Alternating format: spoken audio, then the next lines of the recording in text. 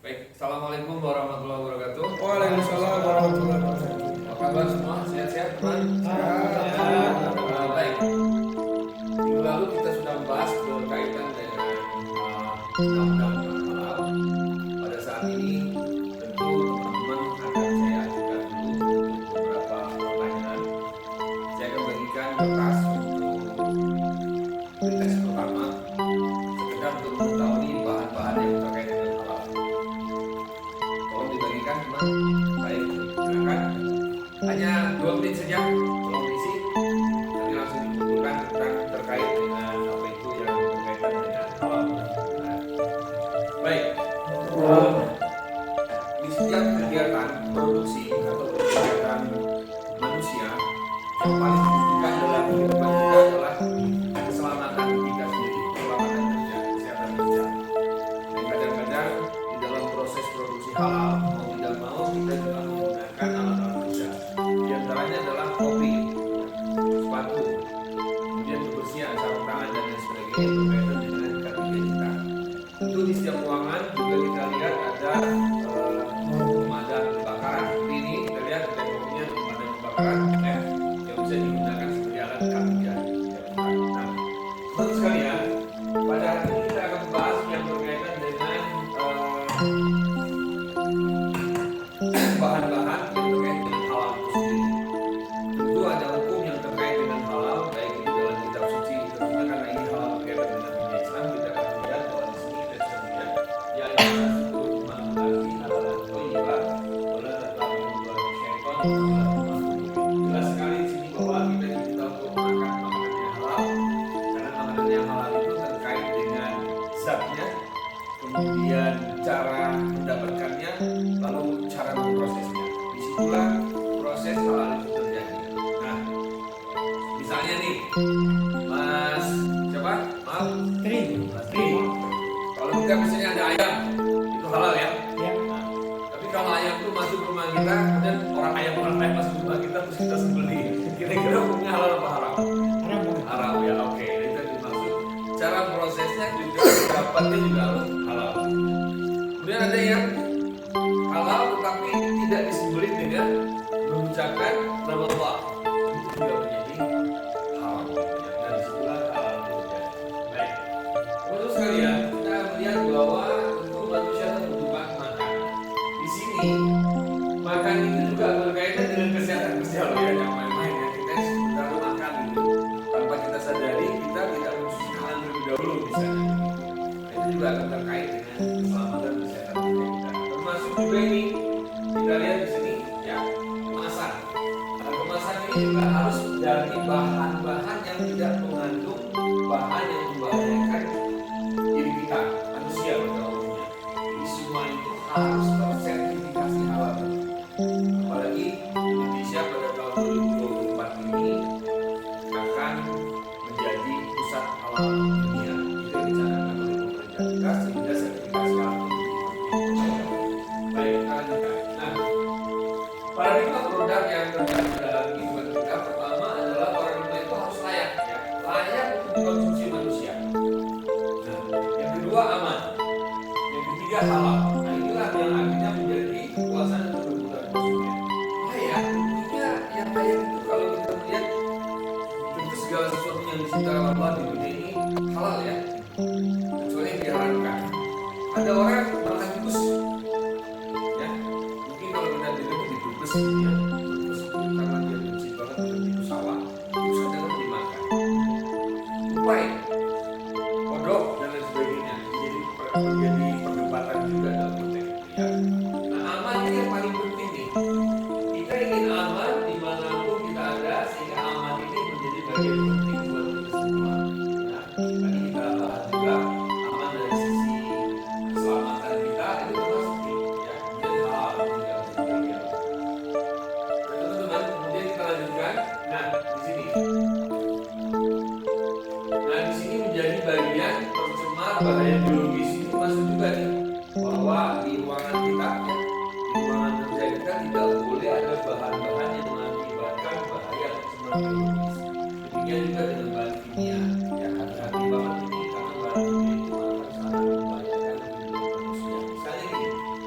bakso nih, bakso itu bahannya salah satunya adalah borak atau pengawet yang membahayakan atau zat warna. Zat warna itu dipakai adalah zat warna tekstil, ya itu nggak boleh dipakai. Secara K3 dilarang, tidak dibolehkan. Ya. Oke. Nah, ada hal yang lebih penting lagi buat kita bahwa semua ini yang menjadi bagian karena ini terkait dengan makanan dan minuman tentu yang tidak mengandung B2 ya. Seperti tadi ya pasti. Kemudian anjing tidak demikian, bangkai dan lain sebagainya. Nah teman-teman, jadi bahaya biologis itu akan terjadi juga seperti misalnya dari sisi mikroba, ya. Mikroba misalnya ada bakteri, virus, jamur dan lain-lain. Nah, akibat dari rendahnya kondisi kesehatannya hati-hati nih, bisa kesehatan lingkungan juga ya. Jadi di sebuah proses produksi itu harus bersih. Misalnya ada tempat kita piara hewan rumah, ayam, ya, kucing, dan sebagainya itu masuk juga di ruang produksi kita, itu secara kesehatan harus dilakukan. Jadi contoh-contohnya adalah tikus, kecoa, dan sebagainya. Ya. Kemudian benda-benda asing, nah seperti rambut, itu kalau kita lihat ya, chef itu harus pakai topi ya. Dan bikin roti, bikin segala macam ya. Kadang-kadang rambutnya emak-emak malah masuk ke situ ya. Apalagi dia pas pembeli ikut gitu main lihat kan. Oke. Kayaknya ini udah rontok pegel-pegel gitu ya. Kita berdiri dulu sebentar. Nah, kita berdiri dulu. Kayaknya udah pegel-pegel. Kita kembali ke masa TK ya. Kembali ke masa TK, kita nyanyi sedikit lagu Topi Saya Bundar, tapi bundarnya jangan pakai tangan. Nah, bundarnya pakai tindak kita. Bundar. Dibalik lagi bundar gitu ya. Yuk sama-sama. 1, 2, 3. Topi saya bundar, bundar topi saya. Kalau tidak bukannya topi saya. Oke, tepuk tangan dulu. Ya, sejauh ini mungkin kita sudah melihat dari beberapa hal ya, karena ini merupakan bagian yang penting, teman-teman. Kita lihat lagi bahwa ketentuan bahan. Ya. Nah, bahan baku halal ini dalam proses produk halal terdiri atas bahan baku, bahan olahan, bahan tambahan, bahan nolong. Ya. Nolong ini kimia. Tambahan juga pewarna dan bahan olahan itu yang sudah terjadi. Nah, bahan yang dimaksud dari hewan, tumbuhan, mikroba atau bahan yang dihasilkan melalui proses kimiawi, biologi atau proses rekayasa genetik. Ini yang didapat dalam Undang-Undang 33 tahun 2014 pasal 17 sampai 2020 ya. Lanjut. Nah, ketentuan bahan baku tentu kita akan melihat bahwa bahan baku adalah bahan baku di mana bahan sudah terlihat dalam produk jadi atau merupakan bagian terbesar dari barang-barang itu sendiri. Ya. Kita bisa lihat itu bahan olahan, bahan tambahan dan zat penolong. Saya kira ini teman-teman sudah paham karena dari beberapa produk pasti kita proses itu. Baik. Nah, ketentuan bahan dari hewan ini yang paling menjadi dasar bagi proses produk halal. Ya. Kalau bahan tumbuhan itu rata-rata semua halal. Tapi kalau hewan ini titik kritisnya yang sangat tinggi. Karena ketika nanti teman-teman beli ayam, misalnya begitu, dia tidak di tempat pemotongan yang sudah disertifikasi halal, yang saat ini sering disebut dengan Juleha ya, juru sembelih halal. Juru sembelih halal itu akan bermasalah untuk kita. Ya. Dan biasanya kalau kita belinya di supermarket besar itu pasti sudah ada sertifikasi halal. Misalnya di Superindo gitu ya, Carrefour dan lain sebagainya pasti sudah punya sertifikasi halal. Termasuk juga di tempat pemotongan hewan. Oke, mikroba dan lain-lain yang terkait dengan proses kimiawi ini juga harus betul-betul steril ya dari semua proses itu sehingga kita bisa menikmati tidak berbahaya bagi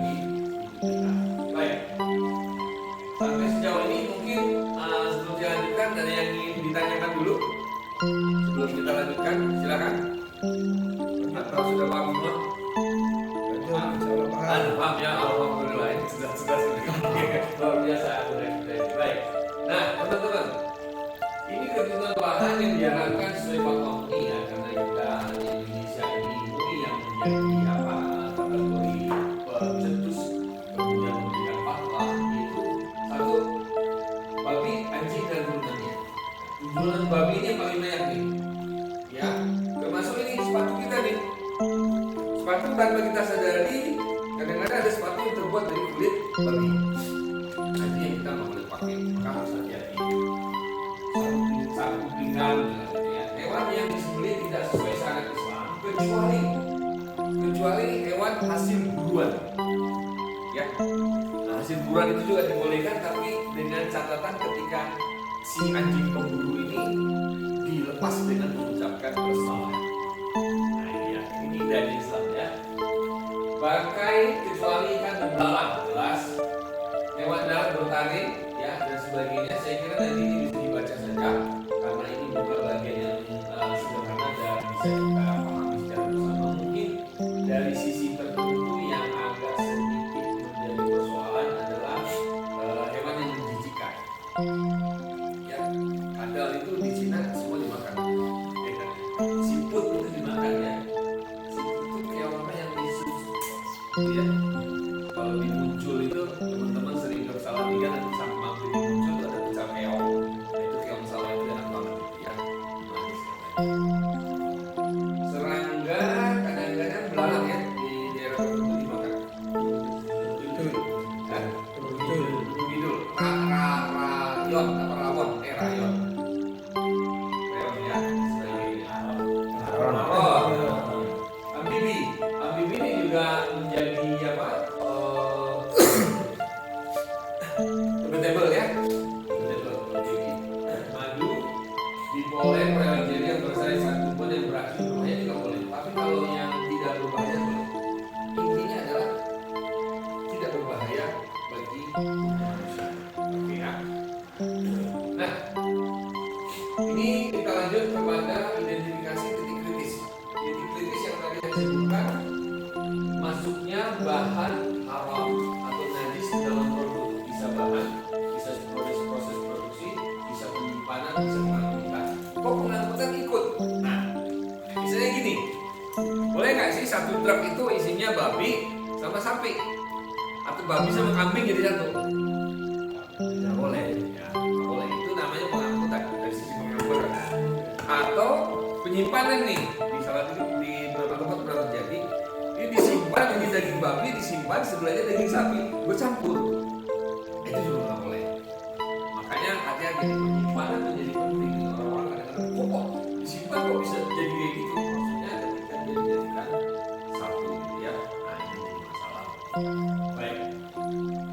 Lanjut. Nah ini teman-teman, jadi identifikasi titik kritis secara konsep seperti ini. Bahan hewani, susu, telur, ikan. Ada pengolahan tidak? Nah, kalau dia ada pengolahan, berarti dia bisa juga sampai pada titik kritis. Karena pengolahannya itu bisa jadi tercampur, gitu ya. Tapi kalau dia tidak ada pengolahan, maka dia non titik kritis. Jadi susu telur ikan ini tidak ada masalah. Paham ya? Ikan, telur ikan digoreng sama minyak babi bisa jadi. Wah Pak kan babinya sudah sakadat. Sudah Islam dia gitu ya. Kira-kira gimana? Nggak boleh ya. Jadi nggak. Oke. Ini ya sisi jelasnya. Jadi kalau dia tidak ada proses tambahan pengolahan, ini sudah pasti halal. Susu, telur dan ikan. Ya. Kecuali susu nona ya. Susu nona ini kan nonanya siapa dulu? Kalau nonanya istri kita halal tuh. Ya, oke ya. Baik. Kemudian daging dan hasil sampingan, lemak, tulang, kulit dan sebagainya. Jadi kalau dia tidak ada prosesnya, dari sini itu berarti dia haram. Kalau dia ada proses, nah di sini ya, apakah hewan itu disembelih sesuai dengan syariat Islam dengan sertifikasi halal atau tidak? Kalau dia tidak, berarti jelas tidak boleh digunakan. Kalau dia ada pengolahan lanjutan atau tidak? Kalau ada, dia boleh. Dia tidak sampai pada titik kritis. Kalau dia tidak, berarti non titik kritis. Kalau ada pengolahan, maka dia masuk pada sisi titik kritis. Gitu. Baik. Lanjutkan lagi. Sama dengan nabati juga demikian ya, teman-teman. Hati-hati nih. Oh Pak, ini kan nabati semuanya ada pengolahan apa enggak? Kalau tidak, pasti dia non TK. Kecuali daun ganja ya. Daun ganja itu kalau di Aceh katanya, saya nggak cuma dengar berita, itu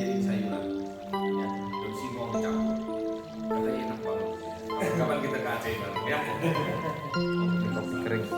Sama prosesnya teman-teman, kalau ada tambahan bahan penolong ini dia bisa jadi kritis, bisa jadi tidak kritis ya. Maksudnya kritis itu dia dari halalnya itu ada. Baik, nah ini teman-teman, betapa dahsyatnya ini satu makhluk Allah ini dengan turunannya. Nah, orang bilang, wah itu kan ciptaan Tuhan. Iya betul. Di kulli syai'in manji'atun, segala sesuatu yang ciptaan Tuhan itu ada manfaatnya. Cuma saat ini kita nggak tahu nih manfaat babi itu buat kita untuk apa gitu. Tapi yang pasti di Singapura sudah dideteksi bahwa ginjal babi itu paling cocok untuk ginjal manusia. Jadi kalau dengan ada ginjalnya agak rusak-rusak dikit, ganti ginjal babi. Cuma masalahnya ada cacing pitanya mau enggak gitu. Oke ya. Nah, kita lanjutkan lagi di sini kulitnya, darahnya, tulangnya, gelatin nih. Pokoknya ini sudah ada kode-kode semua di sini menjadi masalah. Kenapa? Kok dibutuhkan? Ya karena kita umat Islam itu kan selalu ingin yang lebih bersih ya. Hygiene-nya. Halal itu kan hygiene ya, bersih, tidak membahayakan diri. Dan sesuai syariat itu yang menjadi penting dari produksi halal. Nah, baik. Saya kira ini ya teman-teman untuk kritis produksi seperti ini kita akan lihat di sini ya, misalnya roti ada bahan baku, ini ada yang ada kode-kode bintang, ini yang ada titik kritis. Ya. Ragi itu ketika dia fermentasi nilai alkoholnya di atas 5%, dia masuk titik kritis. Ya. Tapi kalau alkohol di bawah 5%, dia masih dibolehkan. Alkohol untuk pengobatan ya, itu lain medis itu beda lagi. Tapi yang untuk diminum dia harus di bawah 5%. Oke ya. Aroma, nah aroma ini kadang-kadang ini jadi masalah nih, aroma ya.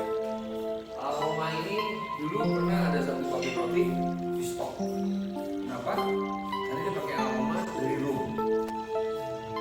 Rum itu whisky ya. Itu nggak boleh. Biskuit sama, shortening ini lemak juga ini harus bahaya nih, lemaknya lemak juga juga sama yang bintang ini jadi ini bahaya daripada bintang-bintang ya. Oke, lanjut. Nah ini teman, bahan kritis nih, keripik tempe nih, malah tempenya kan halal nih, ya. Tapi dia ada tambahan nih minyak gorengnya nih. Ada tambahan yang mixin, ada tambahan tepung terigu, ada berbagai macam bumbu-bumbu nih. Ini bahan tambahannya yang menjadi masalah. Oke ya. Terasi, pewarna bukan untuk makanan boleh. Ya. Warna tekstil juga membahayakan. Kecap dan lain sebagainya. Nah ini daftar-daftarnya teman-teman, nanti kita akan bisa checklist di sini ya. Yang dicentang ini adalah produk matrik yang bisa digunakan untuk pameran kita. Nah inilah mungkin saya sampai di sini dulu untuk penjelasan ini. Nah saya akan berikan lagi untuk apa namanya sebagai post-test ya yang tadi tentang kehalalan tadi saya kasih post-test tetap tadi 2 menit. Tolong dibagikan kertasnya. Ya baik, silakan diisi 2 menit. Oke. Sudah Pak? Baik, terima kasih. Ya. Sebelum saya tutup, ada pertanyaan?